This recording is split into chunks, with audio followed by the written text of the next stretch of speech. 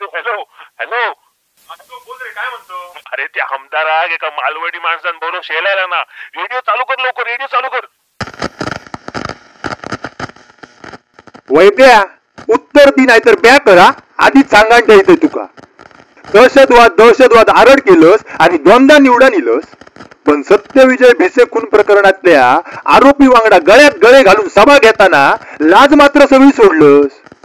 त्याका तिकीट दिला तेव्हा तू आणि संदेशान दंगली स्वतःच्या राजकीय फायद्यासाठी केलास. ह्या नक्की समजायचा काय? निसक्यासारखो आता पलटी बरी मारतस. कुडाळातलो शोरूम जळलो म्हणून आसवा गाळलंस. आज सूत्रधार तुझ्याच खुर्चे लावून बसता तेव्हा तुका लाज नाही वाटना.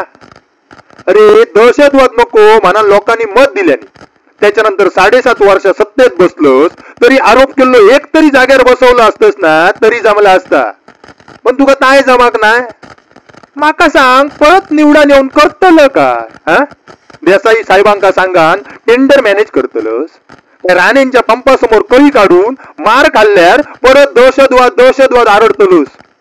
निवडणुकीत उमेदवार विजन सांगतोस आणि तुझा मात्र रोजचा ताच भोजन दहशतवाद.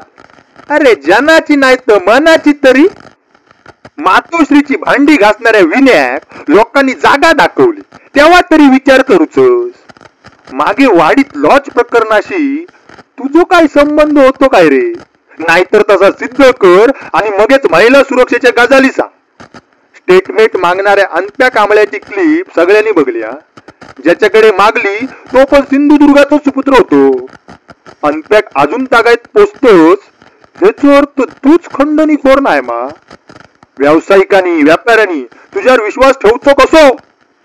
ह्यो थंड दहशतवाद नाही तर काय बुवा? ह्या बघ वैब्या, पुतळो पडलो ना ह्याच्यासारखी दुर्दैवी घटना नाही. पण पडलेल्या पुतळ्याकडे तुमचे पेंगविन राजे पर्यटना गेले काय राजकारण करू? इतक्याच होताना तर हातवाद विशाळगडाचं अतिक्रमण पण बघून यायचा. पण नाही, शांतीदूत नाराज जातीत ना.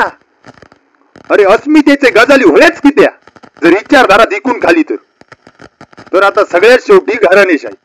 तू आमदार, वहिनी नगरसेवक, भाव नगरसेवक. भले तो कणकवल्यातून आमदार के इच्छुक होतो पण तुझा आणि काय वेगळा रे? तू पण तीच वाट धरलंस. विकास कामांचा तर विचारातच नाही. तुझा कीर्तन असाच. सत्ता नाही त्यामुळे काम करताना अडचणी येतात. मग गेल्या 10 वर्षात किती टक्के आमदार निधी खर्च केलंस आणि किती परत पाठवलंस? तितक्याच तरी हिशोब दे बाबा.